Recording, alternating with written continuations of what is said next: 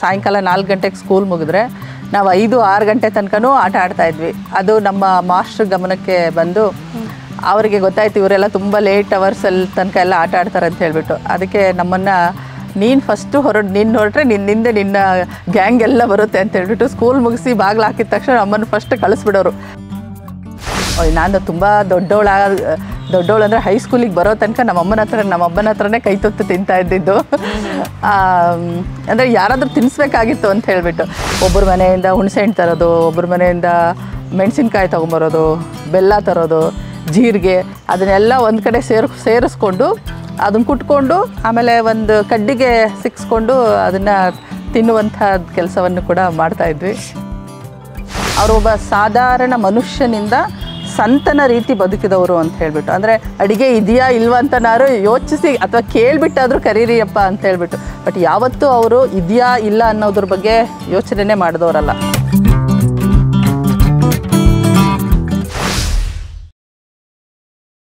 ನಮಸ್ಕಾರ ವೀಕ್ಷಕರೇ, police times ವಿಶೇಷ ಕಾರ್ಯಕ್ರಮಕ್ಕೆ ಸ್ವಾಗತ. ನಾನು ರಾಧಿಕಾ ಬೈರನಾಯ್ಕ.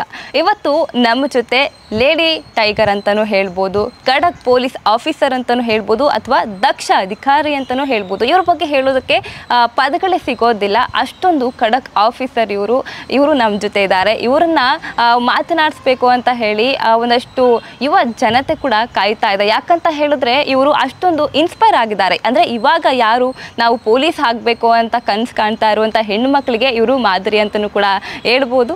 ಹಾಗಿದ್ರೆ ಇವತ್ತಿನ ಕಾರ್ಯಕ್ರಮಕ್ಕೆ ಮೇಡಮನ್ನ ಸ್ವಾಗತ ಮಾಡ್ಕೊಳ್ಳೋಣ. ಇವಾಗ ಅವರು ಅಟ್ ಪ್ರೆಸೆಂಟ್ ಚಾಮರಾಜನಗರ ಡಿಸ್ಟಿಕ್ನ ಪೊಲೀಸ್ ವರಿಷ್ಠ ಅಧಿಕಾರಿಯಾಗಿ ತಮ್ಮ ಕಾರ್ಯವನ್ನು ನಿರ್ವಹಿಸ್ತಾ ಇದ್ದಾರೆ. ಅವರಿಗೆ ಕಾರ್ಯಕ್ರಮಕ್ಕೆ ಸ್ವಾಗತ. Thank you.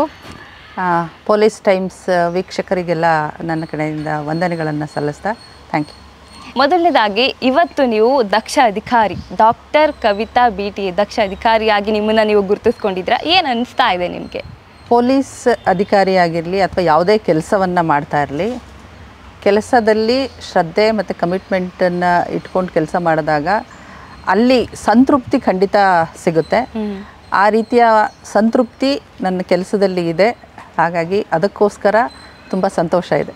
ಮೇಡಮ್, ಹಾಗಾದರೆ ಇವತ್ತು ನೀವೇನು ಡಾಕ್ಟರ್ ಕವಿತಾ BT ಆಗಿದ್ದೀರಾ, ನಿಮ್ಮ ಒಂದು ಬಾಲ್ಯದ ಜೀವನವನ್ನು ನೀವು ಮೆಲುಕು ಹಾಕೋದಾದರೆ ನಿಮ್ಮ ಬಾಲ್ಯ ಹೇಗಿತ್ತು? ಬಾಲ್ಯದ ಜೀವನ ಅಂತಂದರೆ, ನಾನು ಹುಟ್ಟಿದ್ದು ಚಿತ್ರದುರ್ಗ ಜಿಲ್ಲೆ, ಚಿತ್ರದುರ್ಗ ತಾಲೂಕಿನ ಬೊಮ್ಮೇನಹಳ್ಳಿ ಅಂತ ಗ್ರಾಮ. ಅಲ್ಲಿ ನಮ್ಮ ತಂದೆ ಪ್ರೈಮರಿ ಸ್ಕೂಲ್ ಹೆಡ್ ಮಾಸ್ಟರ್ ಆಗಿದ್ದರು, ತಾಯಿ ಗೃಹಿಣಿ. ಬಾಲ್ಯದಲ್ಲಿ ನಮ್ಮ ಮನೆಯಲ್ಲಿ, ಅಂದರೆ ನಮ್ಮ ತಂದೆ ತಾಯಿಗೆ ನಾವು 6 ಜನ ಮಕ್ಕಳಿದ್ವಿ. ಬಾಲ್ಯ ಎಲ್ಲ ನಮ್ಮದು ಬೊಮ್ಮೇನಹಳ್ಳಿನಲ್ಲೇ ಕಳೆದು ಹೋಗಿದೆ. ಓದಿದ್ದು ಕೂಡ ಬೊಮ್ಮೇನಹಳ್ಳಿ ಸರ್ಕಾರಿ ಹಿರಿಯ ಪ್ರಾಥಮಿಕ ಶಾಲೆಯಲ್ಲಿ ಹಾಗೂ ಭೀಮಸಮುದ್ರದ ಶ್ರೀ ಭೀಮೇಶ್ವರ ಗ್ರಾಮಾಂತರ ಪ್ರೌಢಶಾಲೆಯಲ್ಲಿ ಹೈಸ್ಕೂಲನ್ನು ಓದಿದ್ದು.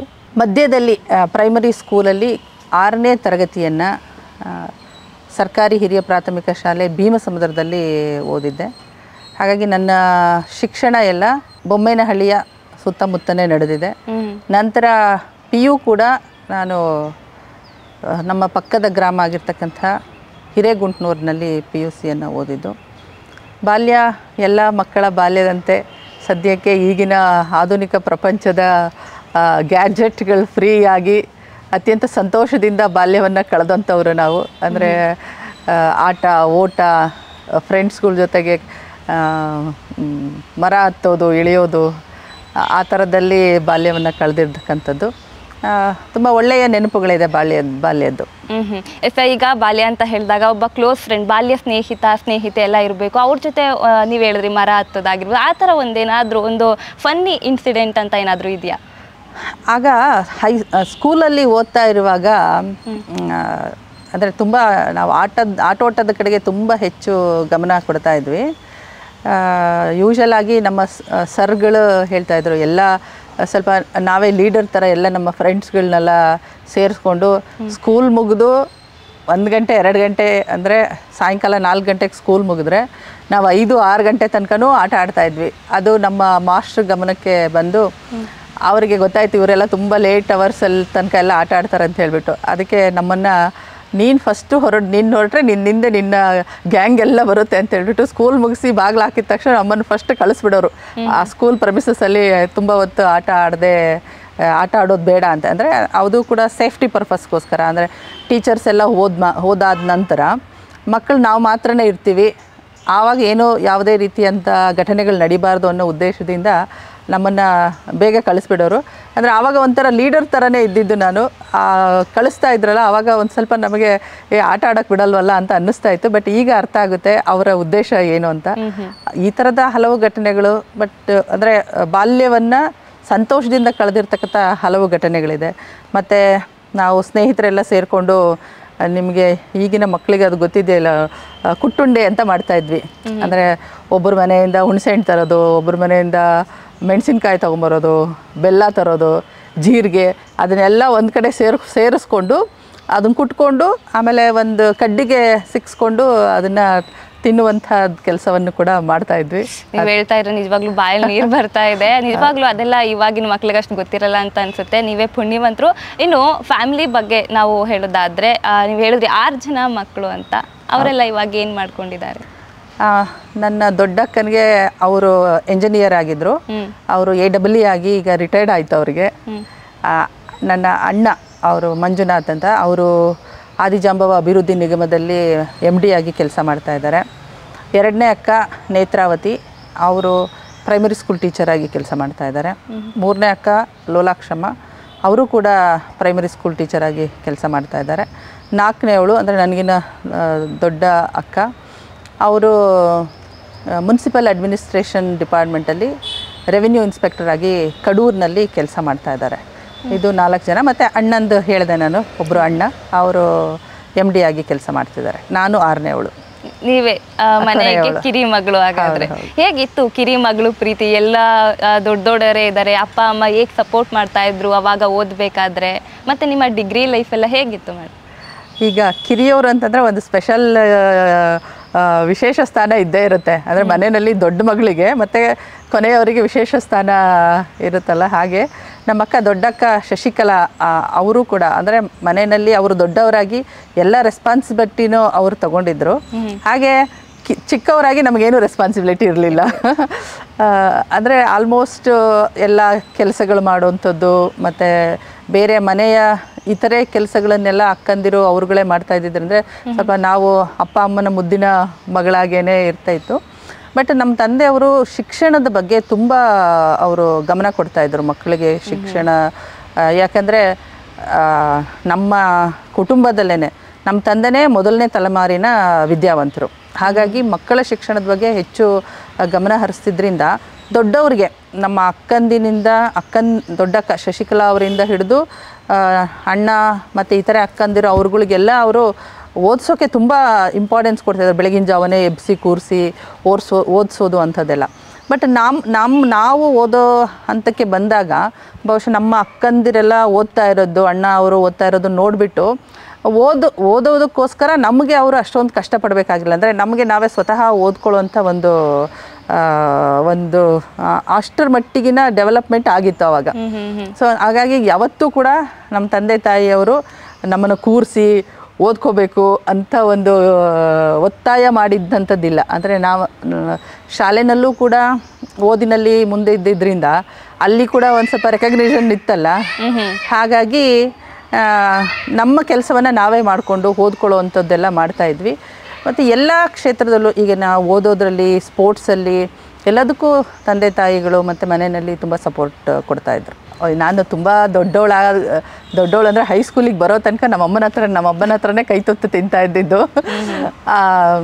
ಅಂದರೆ ಯಾರಾದರೂ ತಿನ್ನಿಸ್ಬೇಕಾಗಿತ್ತು ಅಂತ ಹೇಳಿಬಿಟ್ಟು, ಇಲ್ಲ ಅಂತಂದರೆ ನಾನು ಹಠ ಮಾಡ್ಕೊಂಡು ಕುತ್ಕೋತಿದ್ದೆ, ನಾನು ಊಟನೇ ಮಾಡೋದಿಲ್ಲ ಅಂತ ಹೇಳ್ಬಿಟ್ಟು. ಆ ಥರದೊಂದು ಪ್ರಿವಿಲೇಜು ಚಿಕ್ಕ ಮಕ್ಕಳಿಗೆ. ಅಕ್ಕನಾದರೂ ಮಾಡಿಸೋರು, ಇಲ್ಲ ಅಮ್ಮನಾದರೂ ಮಾಡಿಸೋರು. ಅಂದರೆ ಯಾವಾಗೂ ಅಲ್ಲ, ಸಮ್ಟೈಮ್ಸ್ ಯಾವಾಗೋ ಇಲ್ಲ ಮಾಡಿಸ್ಲೇಬೇಕು ಅಂತ ಫೀಲ್ ಆದಾಗ ನಾನು ಕೇಳ್ತಾ ಇದ್ದೆ, ಅವರು ಮಾಡಿಸ್ತಾಯಿದ್ರು. ಮ್ಯಾಮ್, ಇವಾಗ ನಿಮ್ಮ ಹೆಸರು ಎಲ್ರಿಗೂ ಗೊತ್ತು, ಡಾಕ್ಟರ್ ಕವಿತಾ BT SP ಅಂತಂದರೆ ಎಲ್ರಿಗೂ ಗೊತ್ತು. ಆದರೆ ನಿಮ್ಮ ತಂದೆ ತಾಯಿ ಹೆಸರು ಅಷ್ಟು ಯಾರಿಗೂ ಗೊತ್ತಿಲ್ಲ. ನೀವು ಹೇಳ್ಕೊಳ್ಳೋದಾದ್ರೆ ಹೆಮ್ಮೆಯಿಂದ ನಿಮ್ಮ ತಂದೆ ತಾಯಿ ಹೆಸರು? ನಮ್ಮ ತಂದೆ ತಿಪ್ಪಯ್ಯ ಅಂತ. ಅವರು ನಾನು ಈಗಾಗಲೇ ಹೇಳಿದೆ, ರಿಟೈರ್ಡ್ ಆಗುವಾಗ ಪ್ರೈಮರಿ ಸ್ಕೂಲ್ HM ಆಗಿ ರಿಟೈರ್ಡ್ ಆದರು ಅವರು. ತಾಯಿ ಕಲ್ಯಾಣಮ್ಮ ಅವರು ಗೃಹಿಣಿಯಾಗಿ ಕೆಲಸ ಮಾಡ್ತಾಯಿದ್ರು. ಅದೇ 6 ಮಕ್ಕಳನ್ನ ಯಾವ ರೀತಿ ಅವರು ನೋಡ್ಕೊಳ್ತಾ ಇದ್ರು? ನೀವು ತುಂಟಿ ಅಂತ ಹೇಳಿದ್ರಿ, ಆರನೇ ಮಗಳು ಕೂಡ ನೀವು. ನಿಮ್ಮನ್ನೆಲ್ಲ ಯಾವ ರೀತಿ ಬ್ಯಾಲೆನ್ಸ್ ಮಾಡ್ತಾ ಇದ್ರು ನಿಮ್ಮ ತಾಯಿ? ಹಾಗಾದರೆ ಅಂದರೆ ಮಕ್ಕಳು ಜಾಸ್ತಿ ಇರೋದ್ರದ್ದು ಒಂದು ಬೆನಿಫಿಟ್ ಏನು ಅಂತಂದರೆ ದೊಡ್ಡವರು ಚಿಕ್ಕವ್ರನ್ನ ನೋಡ್ಕೊಂಡ್ಬಿಡ್ತಾರೆ. ಹಾಗೇನೆ ಮತ್ತು ನಮ್ಮದು ಕೂಡ ಬಡತನದ ಕುಟುಂಬದಿಂದನೇ ನಾವು ಬಂದಿದ್ದು. ನಮ್ಮ ತಂದೆ ಒಬ್ಬರೇ ನಮ್ಮ ಇಡೀ ಕುಟುಂಬದಲ್ಲಿ ಅಂದರೆ ಗೌರ್ಮೆಂಟ್ ಜಾಬ್ ಅಂತ ಇದ್ದಂಥದ್ದು ಅವರು. ಅಂದರೆ ನಮ್ಮ ದೊಡ್ಡಪ್ಪ ಮತ್ತು ಅತ್ತೆಯವರು ಎಲ್ಲರನ್ನೂ ಸೇರಿಸಿ ಹೇಳ್ತಾ ಇರೋದು ನಾನು. ಹಾಗಾಗಿ ಮತ್ತು ನಮ್ಮ ತಾಯಿ ಜಮೀನಿನ ಕೆಲಸವನ್ನು ಕೂಡ ಮಾಡ್ತಾಯಿದ್ರು.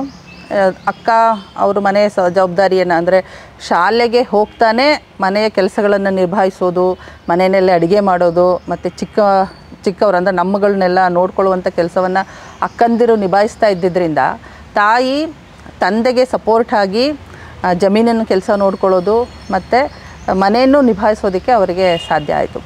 ನಮ್ಮ ತಂದೆ ಅವರು ಶಿಕ್ಷಕರಾಗಿ ಕೆಲಸ ಮಾಡಿರ್ತಕ್ಕಂಥವ್ರು. ಮತ್ತು ಅವ್ರದ್ದು ತುಂಬ ಒಂದು ಉದಾತ್ತವಾದ ಗುಣ.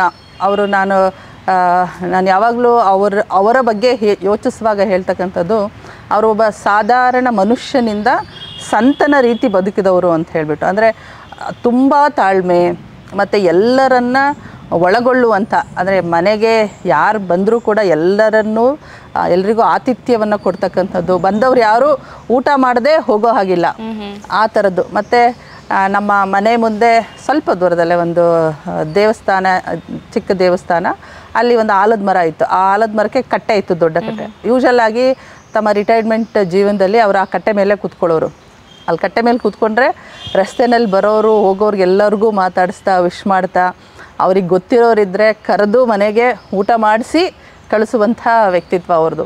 ಒಂದೊಂದು ಸಲ ನಾವೇ ಹೇಳ್ತಿದ್ವಿ, ಅಪ್ಪ ಮನೆಯಲ್ಲಿ ಅಡುಗೆ ಇದೆಯಾ ಇಲ್ವಾ ಅಂತ ನಾರು ಯೋಚಿಸಿ ಅಥವಾ ಕೇಳಿಬಿಟ್ಟಾದರೂ ಕರೀರಿಯಪ್ಪ ಅಂತ ಹೇಳ್ಬಿಟ್ಟು. ಬಟ್ ಯಾವತ್ತೂ ಅವರು ಇದೆಯಾ ಇಲ್ಲ ಅನ್ನೋದ್ರ ಬಗ್ಗೆ ಯೋಚನೆ ಮಾಡಿದವರಲ್ಲ. ಅಂದರೆ ಇದ್ದಾರೆ, ಯಾರೂ ಹಸ್ಕೊಂಡಿರಬಾರ್ದು ಅನ್ನುವಂಥ ಒಂದು ಉದಾತ್ತ ಧ್ಯೇಯ. ಹಾಗಾಗಿ ಅವರು ನಮ್ಮ ತಾಯಿ ಕೂಡ ಅಷ್ಟೇ. ನಮ್ಮ ತಂದೆ ಹೇಗೆ ಅವರ ಮನಸ್ಥಿತಿ ಇತ್ತಲ್ಲ, ಮನೆಯಲ್ಲಿ ಯಾರು ಬಂದಾಗ ಸದ್ಯಕ್ಕೆ ಏನೂ ಇಲ್ಲ ಅಂದರೂ ಕೂಡ ತಕ್ಷಣಕ್ಕೆ ಏನು ಸಿದ್ಧ ಮಾಡಲಿಕ್ಕೆ ಸಾಧ್ಯ ಅದನ್ನು ಮಾಡಿ ನೀಡುವಂಥ ಒಂದು ಗುಣವನ್ನು ಬೆಳೆಸ್ಕೊಂಡಿದ್ರು ಅವರು.